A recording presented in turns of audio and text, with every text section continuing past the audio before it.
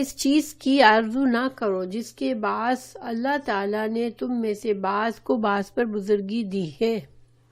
مردوں کا اس میں سے حصہ ہے جو انہوں نے کمایا، اور عورتوں کے لیے اس میں سے حصہ ہے جو انہوں نے کمایا، اور اللہ تعالیٰ سے اس کا فضل مانگو، یقیناً اللہ ہر چیز کا جاننے والا ہے۔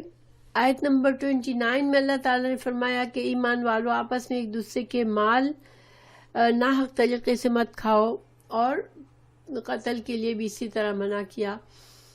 تو یہ جو حکم ہے کہ مال نہ کھاؤ ایک دوسرے کے، اور ایک دوسرے کی جان کی حفاظت کرو، تو یہ انسان کب مال اور جان کا خطرہ کب ہو جاتا ہے؟ جب کوئی ناحق کسی کے جان کیوں لینا چاہتا ہے، کسی کا مال کیوں لینا چاہتا ہے؟ کہ اس کے دل میں حسد ہوتا ہے۔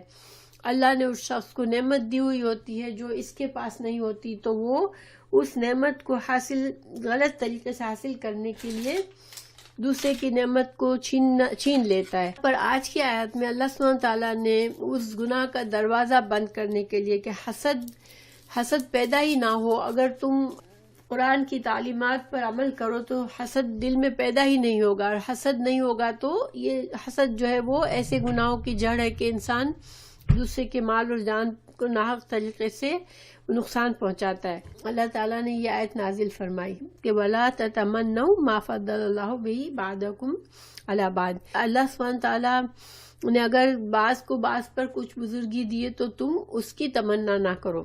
اب اس آیت کو ہم اچھی طرح سمجھتے ہیں۔ ولا، اور نہ، تتمنو، کہ تم تمنا نہ کرو۔ تمنا کیا چیز ہوتی ہے؟ یعنی جو اس چیز کی خواہش دل میں رکھنا، اس چیز کو حاصل کرنے کی خواہش دل میں رکھنا جو کہ پوری ہونے والی نہیں ہے۔ ولا تتمنو، تم بے حقیقت چیزوں کی جو پورے ہونے والی خواہشات نہیں ہیں ان کی خواہش مت کرو، ان کی تمنا دل میں مت رکھو۔ ماں، جو فضل اللہ، فضیلت دی ہے اللہ نے، بھی ساتھ اس کے، بعضکم، تم میں سے بعض کو، علی بعض، بعض پر۔ دیکھیں اللہ کی فضیلت، ہم دیکھتے ہیں کہ اسلام میں اللہ تعالیٰ نے کچھ چیزوں کو، کچھ مقامات کو، کچھ کاموں کو فضیلت دی ہے دوسروں کے مقابلے میں۔ جیسے بیت اللہ کو فضیلت ہے، تمام دوسری مسجدوں میں بیت اللہ کو زیادہ فضیلت حاصل ہے۔ تو اسی طرح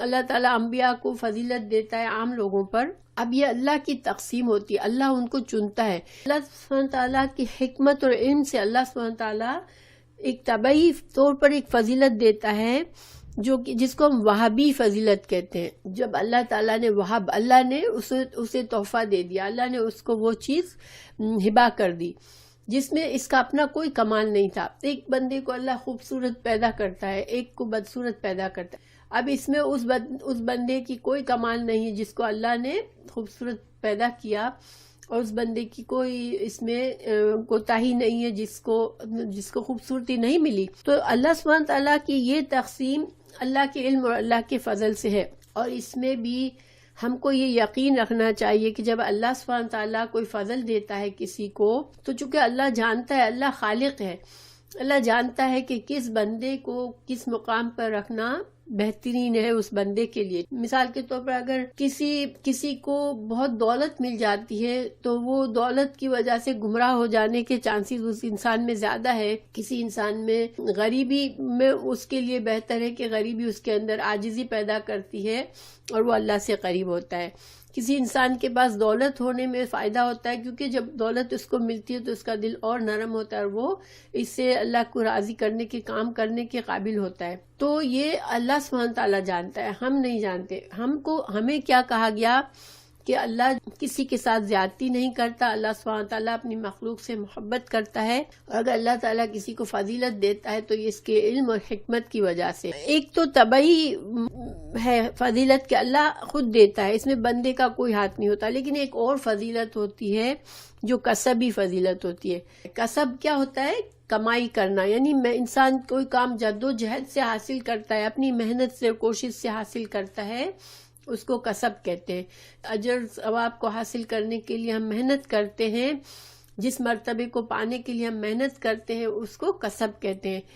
تو اس طرح کے فضل کے لیے انسان کو اجازت ہے کہ ایک دوسرے سے رشک کرے، کہ کسی کو دیکھے بہت محنت کر کے وہ بڑا علم حاصل کیا، اس نے بڑی محنت کی، کوئی بڑے بڑے نیکی کے کام کر رہا ہے، تو انسان کے دل میں خواہش آئے کہ میں بھی محنت کروں، میں بھی ایسا بنوں، میں بھی ایسے بڑے بڑے کام کر کے اجر و ثواب کماؤں. تو ایسے میں رشک جائز ہے، ٹھیک ہے. ایسے میں انسان کے دل میں حسد نہیں پیدا ہوتا، کیونکہ اس میں انسان کو دل کسی کی نعمت دیکھ کے وہ خود محنت کرتا ہے اور پھر وہ بلند درجہ کے لیے دعا کرتا ہے اور اللہ سے مدد مانگتا ہے، تو اس کو وہ درجہ اس کو بھی مل جاتا ہے یا اس سے بھی بڑا درجہ مل جاتا ہے، اور اس سے حسد نہیں پیدا ہوتا. تو اللہ سبحانہ تعالیٰ یہاں منع کس چیز کے لیے کیا ہے؟ جو اللہ کی طرف سے فضیلت وہب کی گئی، جو تحفہ دیا گیا، وہ اللہ کے علم و حکمت سے تھا. تم اس فضیلت کے بارے میں تم تمنا نہ کرو، تم اپنے دل میں کمی نہ محسوس کرو کہ کیوں اس کو ملی اور مجھے نہیں ملی.